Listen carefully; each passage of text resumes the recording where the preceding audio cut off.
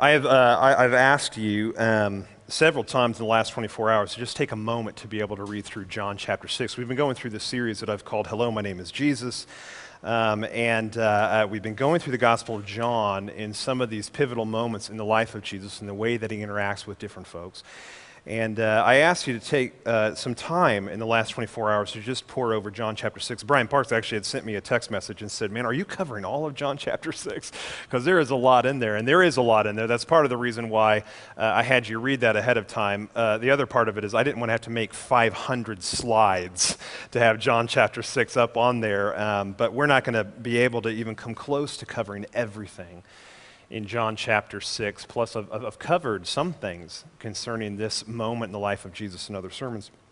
But at the very least, what I want to bring up is hopefully something maybe you picked up on in the time that you spent with John 6, and in just a moment, even if you've not had a chance to be in John 6 yet, that maybe I can help you pick up on this. John 6 is, it represents a really remarkable moment in the life of Jesus that is really very astonishing and really very stunning, because what happens in John 6 is, I mean, don't get me wrong, there's been some people who've been following Jesus in John chapters 1 through 5, but John chapter 6 is a moment where Jesus is picking up disciples, or maybe speaking a little bit more generally, he's picking up followers, people who are very intrigued by who he is and what he has to say.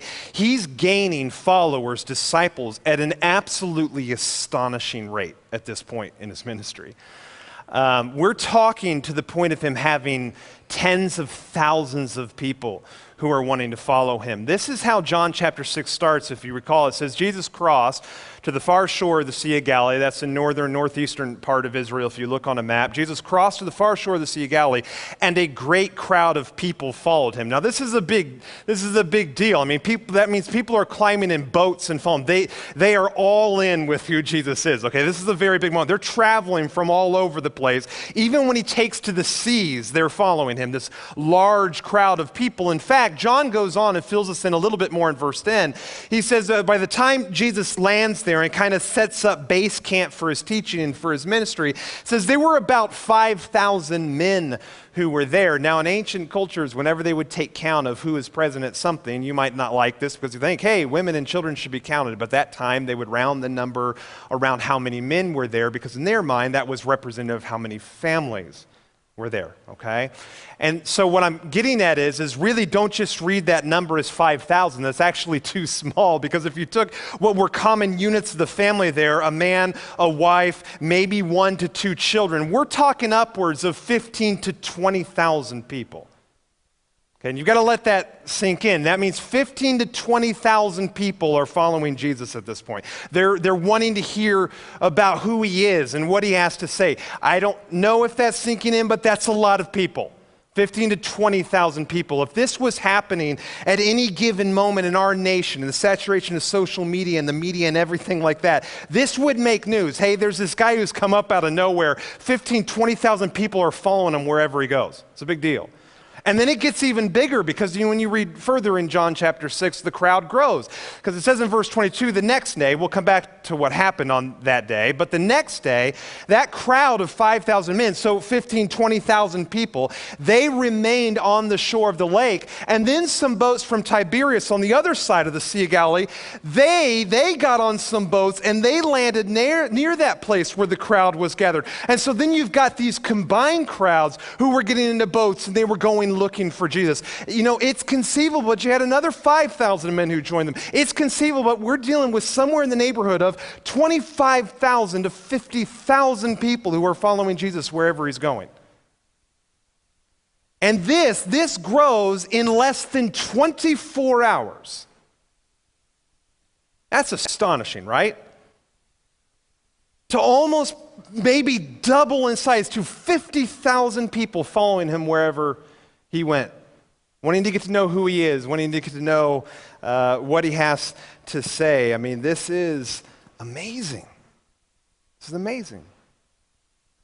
But what's maybe more amazing about the astonishing rate of Jesus gathering these followers and gaining these followers is that by the end of John chapter 6, did you read it? At the end of John chapter 6 in verse 66, he starts to lose them at the same astonishing rate. In less than 24 hours, he has gained somewhere in the neighborhood of tens of thousands of followers. And just in the span of 24 hours, he starts to lose tens of thousands of followers. Remember John chapter 6, verse 66. This is how the chapter ends. And then many of his disciples, many of these folks who were starting to follow him, they turned back and no longer followed him. In fact, verse 67, it says, you don't want to leave too, do you? Jesus asked the 12, those 12 men who've been traveling with them.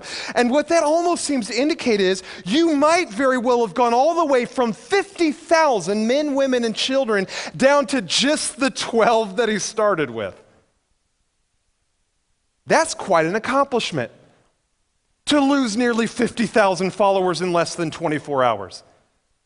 Like, just put that in social media terms. If you go on their Twitter page and you realize one day they have 12 followers, and then in the span of just 24 hours, it says 12K or 25K on there, you're going to think, man, but then you log back in less than 24 hours and it's back to 12. You're going to wondering, what'd that dude tweet, right? I mean, this is astonishing. What happened? What happens for Jesus to gain tens of thousands of followers only to lose tens of thousands of followers in less than 24 hours? What happened? Well, where you probably start is asking the question, how did he gain tens of thousands of followers? You read the text, right? The answer is bread. Now, maybe that sounds really weird, but if you read the text, it doesn't sound weird because this is the story of the feeding of the 5,000, right? That an amazing moment. This is recorded in all four Gospels, Matthew, Mark, Luke, and John, to start the New Testament there, where there's this moment where Jesus is teaching this crowd of 15 to 20,000 men, women, and children, and he recognized they've not had anything to eat. His disciples are worried. What are we going to do? How are we going to feed all these people? Remember, he miraculously is able to take this small little meal of fish and loaves of bread that a boy offers up to him, and somehow mysteriously it is multiplied again and again and again to the point where there's leftovers and all 15 to 20,000 people eat and have their fill.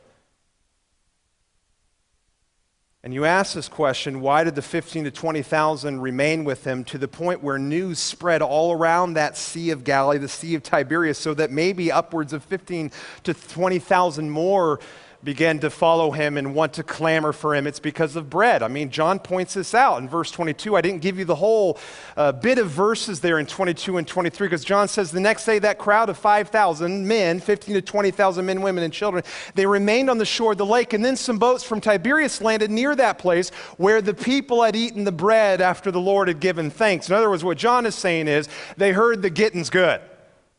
They heard there's bread. They heard there's this man who's this miraculous prophet who's able to produce bread for those who are hungry. And so all these people are coming up to him and saying, okay, well, where's ours? That's how we gained tens of thousands of followers. But I think it goes deeper than even that, because let's think about the initial tens of thousands of followers, the 15 to 20,000 people that he had. This is how John 6 started. It's not just because of bread, it's because of just the miraculous things that Jesus did. This is how John 6 starts. Even before he feeds the 5,000, Jesus crossed to the far shore of the Sea of Galilee, that is the Sea of Tiberias, and a great crowd of people followed him. Why? Because they had seen the signs he had performed by healing the sick. They're there because they realize maybe this is the guy who can help the ones who are blind, the ones who are deaf, the ones who have leprosy, the ones who are lame and cannot walk. Why is Jesus gaining tens of thousands of followers in less than 24 hours? It's because news has spread that this man can do the miraculous. Do the miraculous. And yet, what does it say again at the end of that chapter? But then eventually all these tens of thousands started to leave him. Well, what happened? What happened? Well, if Jesus gained tens of thousands of followers because of the bread that he was able to offer, because of the miraculous things that he was able to do, he just as quickly lost those same tens of thousands of followers for the moment where it appeared that maybe he wasn't going to be some kind of slot machine, some kind of vending machine where every time we come to him and we say, hey, do that bread thing again. And yet he withdraws, or seems to withdraw. Or, hey, the thing you did for the blind guy over there, the lame man, we just heard about what you did for that lame man when you told him to get up and walk and he'd been laying there by that pool for so many years. Do that for me. Do that for my dad. Do that for my mom. Do that for my brother. Do that for my friend here. And yet it seems he withdraws. Because that's what is really fascinating in John chapter 6 is this is a moment in the midst where John has set us up to recognize all of these amazing, miraculous things that Jesus can do. And yet the people start to realize that he's withdrawing a little bit more than usual. In fact, that's how John 6 starts. It says, Jesus crossed to the far shore of the Sea of Galilee, that is the Sea of Tiberias. Do you like how I'm not showing you all the verses? I'm sneaking up on you. A great crowd of people followed him because they saw the signs that Jesus had performed by healing the sick. And yet look what Jesus does. He went up on a mountain. And he sat down with his disciples. And the indication there, if you look in the Greek, is actually it's just the 12 disciples. The crowds are clamoring, tens of thousands. Jesus says, I got to get out of here. In other words, he withdrew. He went up on a mountainside. And can you imagine what that was like for the people? I mean, they're coming to him with sickness and all these things, and yet Jesus withdraws. And in fact, it happens again. Then he feeds the 5,000, the 15 to 20,000 men, women, and children. But look what happens right after this miraculous moment. After the people saw this sign that Jesus had performed, they began to say, well, surely this is the prophet who's come into the world, this long-promised person that God said would come to save us. And look at verse 15. And Jesus, knowing that they intended to come and make him king by force. In other words, let's set this guy up as our leader, because who doesn't want a king who will give us bread whenever we need it? Who will heal us whenever we need it? Jesus knew they intended to do that, and look what it says. He withdrew again to a mountain by himself, away from the people. Can you imagine how frustrating that was for them? Because they know, they've heard the amazing things he's able to do, the miraculous things he's able to do. They've even now seen and experienced, actually tasted the amazing, miraculous things that he can do. And yet there's this odd kind of withdrawal that Jesus has in which he pulls himself away. And then what happens is verse 66 in which it says, and from that time on, many who had followed him began to leave him. And this is devastating. This has got to be devastating for Jesus. And the reason it's got to be devastating is because you and I know from reading the Gospels, Matthew, Mark, Luke, and John, that there's a reason why Jesus is withdrawing. It's not just to get away from the crush of the people, because really a man, even a God who's limited himself to certain human standards, he's just not able to deal with that kind of crushing crowd. But it's not just for that reason, because what we realize from reading the Gospels is that most predominantly in the moments that Jesus withdraws from the crowds, it is so that he might be able to refocus and recommit himself to the deeper and greater mission that he's on. And we see that all the way into the moment in the garden before he's going to be betrayed and handed over to the ruling authorities, when he has to sneak away in prayer to get away even from the expectations of his disciples who want him basically to storm the gates of Rome and take the land back. In which Jesus withdraws to the point to be able to say, but this is why I'm here, which is the greater work of death, burial, and resurrection. There's a moment when Jesus says that bread is a very beautiful and a very wonderful thing, and surely enough, there's been a moment I've given all of you exactly what you have needed, and yet there is a deeper feeding that I'm called to, and I can't have you trample over that by wanting to make me king or wanting me to play politics, but it's this deeper work that I'm called to. And in his withdrawal, it's such a terrible thing because they see it as so cold, but it's so loving. Because what he's saying is, I will not exchange the mission I'm called to for these things that are really quite big but are smaller in the grand scheme of what I'm able to do. And yet the people leave. And you have this heartbreaking moment. I think this is the most heartbreaking moment in all of John's gospel, except for what happens in all the issue of Good Friday and the suffering that he goes through on the cross. I don't want to say that it's more heartbreaking than that.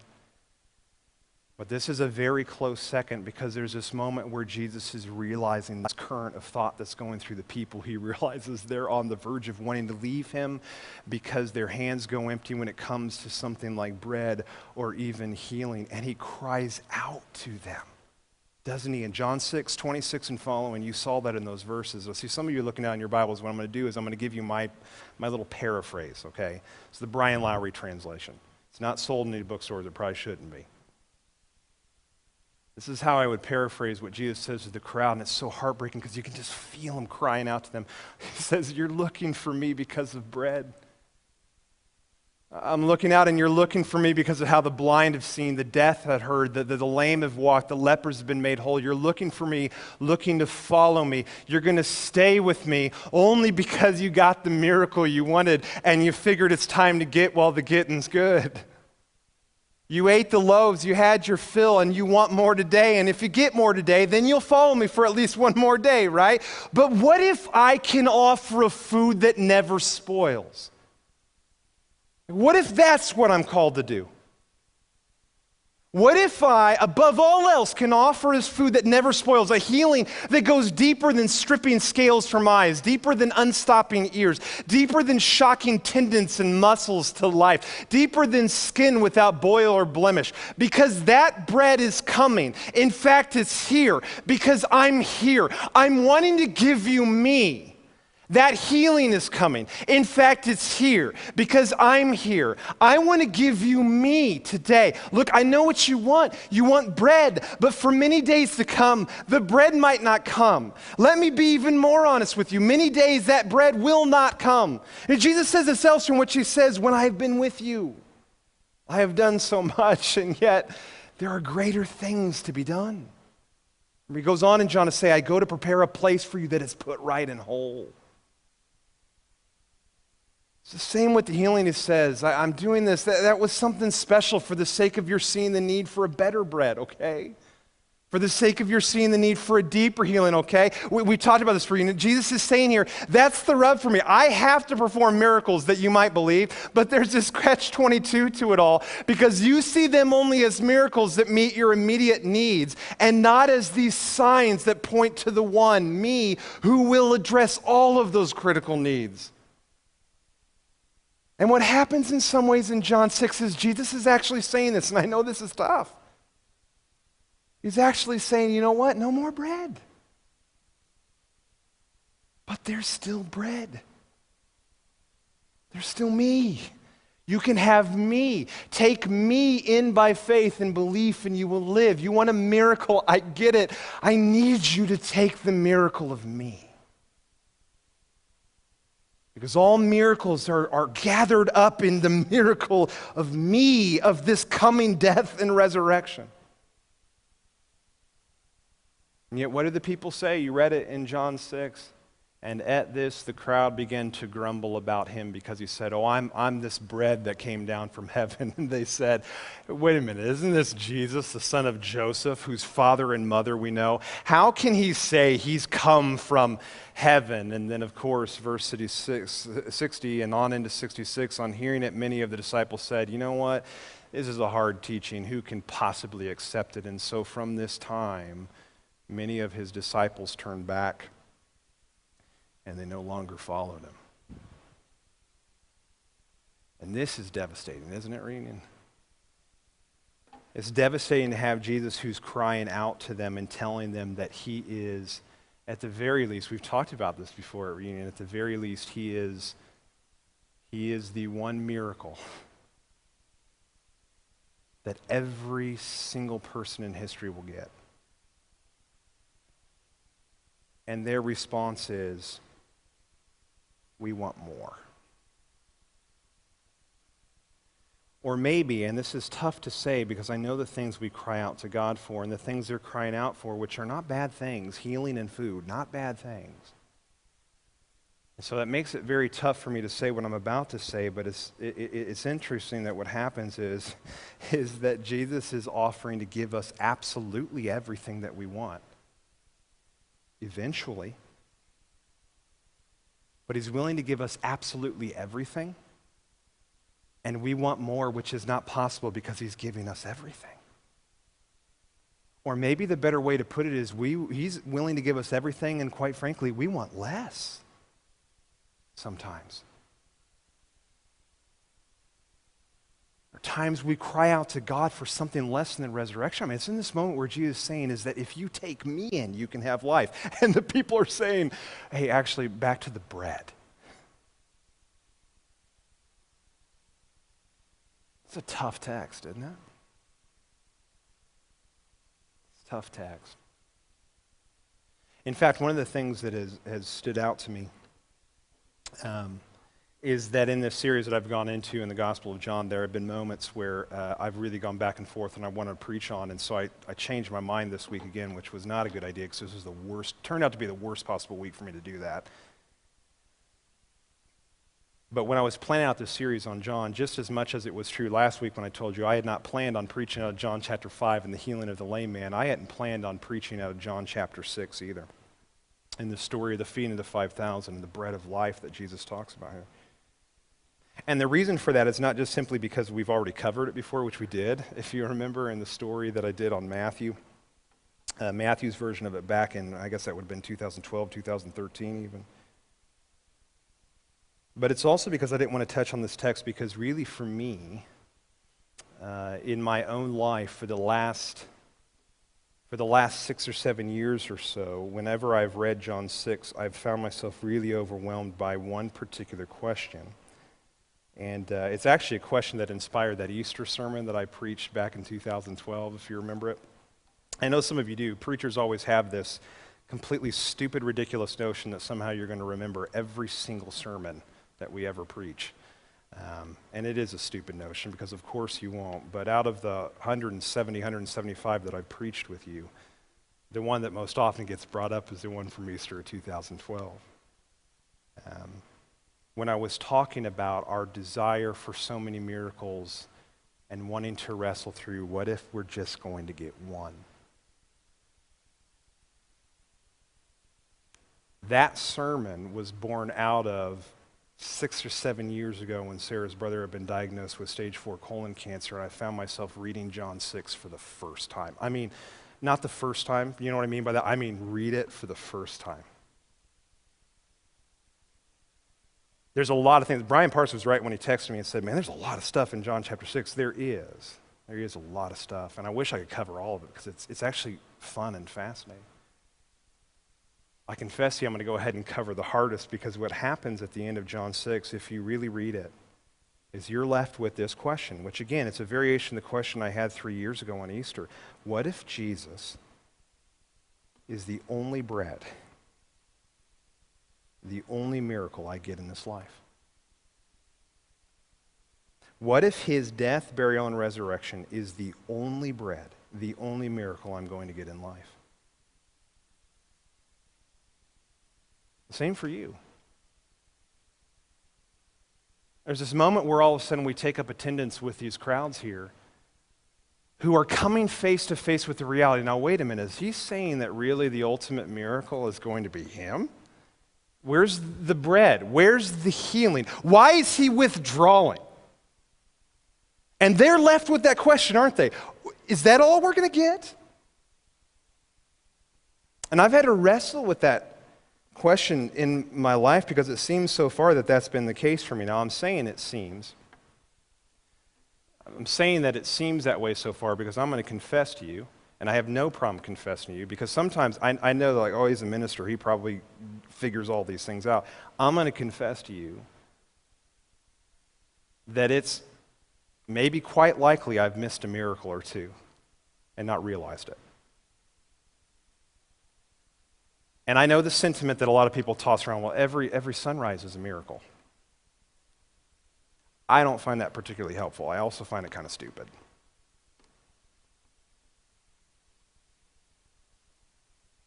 For me in my life, one of the things I've had to wrestle through is the moments where I realize, where's the miracle I want? Where's the bread? Where's the healing?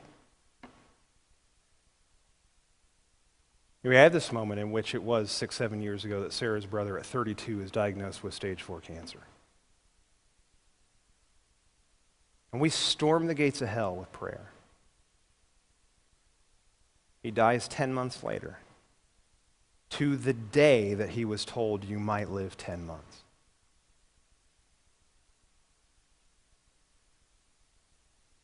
And my dad's diagnosed with stage 4 cancer. We storm the gates of hell again, which gets harder over time more and more, and you wonder, does this do anything? And he dies. And so there's moments, not even just from my personal experience, but I've said this, I think I said this last week, and maybe someday I'll apologize to you because I'll change my mind, but it was John Stott, this really great Anglican commentary writer, just a brilliant man, who helped me realize that really when you study Scripture, miracles are not on every page. And in fact, what Stott pointed out, this helped me so much, is that if you really study it, there's sometimes hundreds, if not thousands of years before a miracle happens and is recorded. In fact, most of the miracles are bundled up in these little bursts that are usually to prove something about a major activity on God's part, for example, Jesus. The vast majority of Scripture, there is this deafening silence that is only broken by the pain of people who are wondering, where's the bread? And so it's not just personal experience, it's scriptural experience that is telling me this. And it's not just personal experience, it's not scriptural experience, just that, but it's like this particular scripture, John chapter 6, in this moment where Jesus all of a sudden seems to indicate, you're not always going to have bread. And what's happened is sometimes me having to realize that the bread comes and goes, and sometimes more often than not it goes. And that sometimes miracles come and go. And so I come back to this question, what if the only miracle that I'm going to get is the resurrection of Jesus? What if Jesus is the only bread, the only miracle you get in this life? What if his death, burial, and resurrection is the only bread, the only miracle you're going to get in life? Because it leads to this tougher question, which I think is what is at the heart of John 6. Above and beyond all the fascinating things we can do about Old Testament allusions and all these things that are brilliant in John 6. What it all comes down to is Jesus is starting to ask this very simple question because the rubber's about to meet the road and all hell's about to break loose. And it is in John's gospel. And Jesus simply asks this question, I am about to give you me.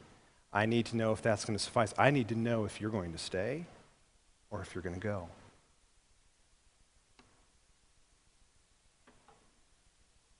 You have these tough questions that I think are really important for us to ask ourselves, Reunion.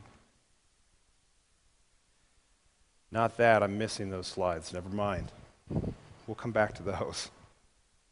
I added some slides they probably didn't go through. Let me ask these questions that you need to ask of yourself. If faced with the reality that the bread might not come, that the miraculous might not happen, how are you going to respond? If the moment comes and it feels like Jesus has withdrawn, how are you going to respond? Will you stay? Or will you believe in him and follow him even in all your disappointment and your grief and your confusion and your anger? And it's a question you have to start asking yourself now ahead of time because I don't even know if I'm comfortable with the language of if. The language is when. When the moment of tragedy comes or seems to be coming. When it looks as though you will not get the bread that you want, when it looks as though you will not get the miracle that you want, what will you do? Because this text indicates it's really not that hard, literally within 24 hours to say, I think I'm done here. And I'm begging you to ask this question of yourself now because when tragedy or even the hint of tragedy comes, it comes hard, it comes fast, and it can lay you low. And I don't even want to say when it comes hard and fast. Sometimes you can see it coming from a mile away, and yet it will barrel right through you when you realize you have lost your bearings unless you have already been asking this question that Jesus in his grace has given us. It's a question to the disciples, and what about you? Will you too leave? Ultimately, John chapter 6 is the declaration of who Jesus is, yes, but really close second to that is that this is preparatory Scripture that's meant to have us preparing ourselves. I ended up titling the sermon, finally this morning I land on this, Getting Ready to Stay. And we talk a lot about getting ready to go. I'm talking about, this text is about getting ready to stay, to stick with it, to stay. Have you asked yourself these tough questions ahead of time? Because the times will come when the bread seems far, where the absence of miracles will be staring you in the face. And I found it in my own life to be a lot easier to start to lose my bearings than I thought. Man, when my dad had cancer, and even in the moment when you realize it's not going to happen, the miracle's not going to happen, the transformation's not going to happen. And I even had some people who really got on my case, like, you just got to believe. And I said, no, I kind of got to prepare here. And when I began to realize that I could see this coming from a mile away. And yet in the moment where my mom calls me and says, your father's in the hospital, he's probably not coming home. In fact, the doctor said he's not coming home, which is my mom's way of trying to say, without having to say it, he's dying right now. Man, I saw that from a mile away, and I still got to my parents' house. And I'd gotten up in the morning, just threw everything in the car, went there, took a shower at my parents' place. I remember standing in their bathroom and looking in the mirror. It's the first time and the only time I've ever had a full-on panic attack where I couldn't breathe. Because it just settled deep within me. He's going to die.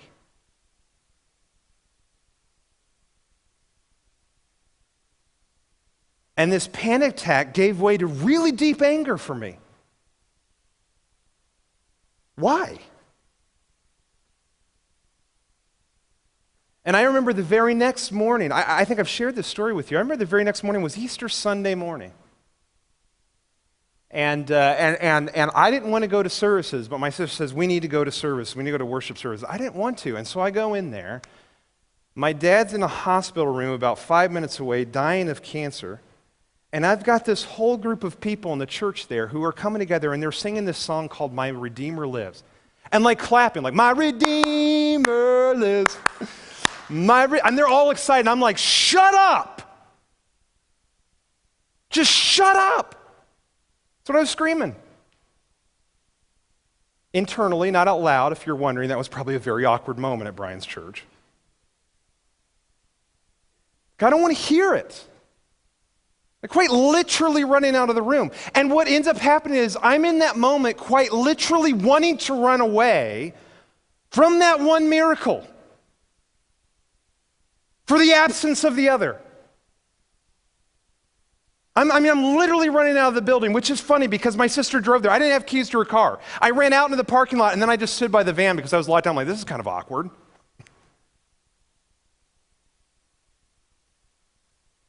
And I realized how fast it is that I can lose myself in these moments. But not just losing myself, I'm saying losing sight of the fact that what gathers up even the absence of one miracle is this grand miracle of resurrection that's found in Jesus Christ. And man, I thought I had it. And so I did what I'd done, which is, maybe you asked the question, how were you preparing? Because I had prepared. I went back to the same things I'd done. I remember one of the things that I'd done.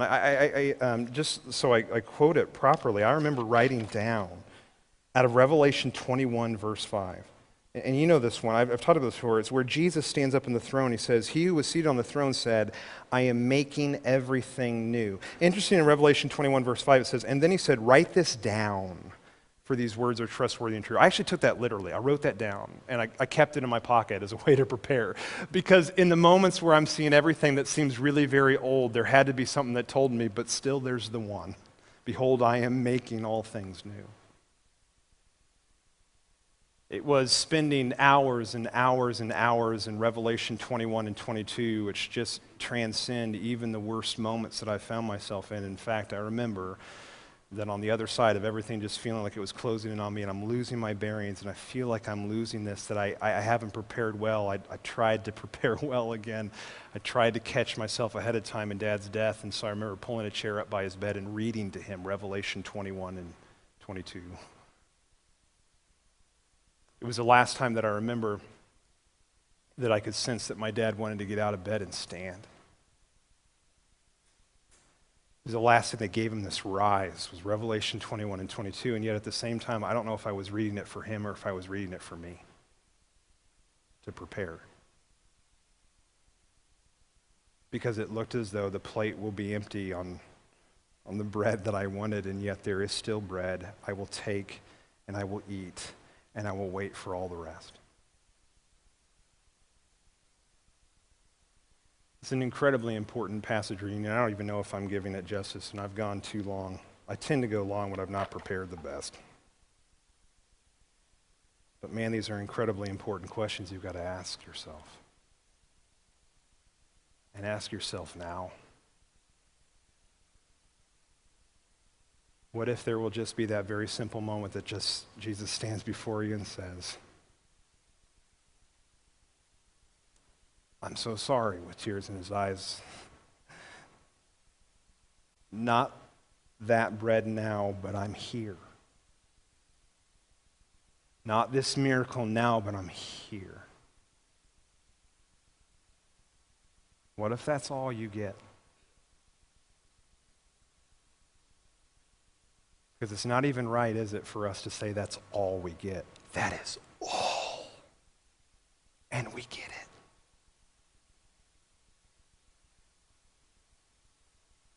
We're going to take some time in communion here because I think that seems to be what we should take in more than anything else. I mean, Jesus says this in verse 51 and following, I'm the living bread that came down from heaven. Whoever eats this bread will live forever. This bread, it's me, it's my flesh. And I'm going to give this for the life of the world. Whoever eats my flesh and drinks my blood has eternal life. For my flesh is real food, and my blood is real drink. When we celebrate communion, we're celebrating this moment, really, in John 6. This is where Jesus really started to institute communion. He said, take me in on this regular basis. Stay with me.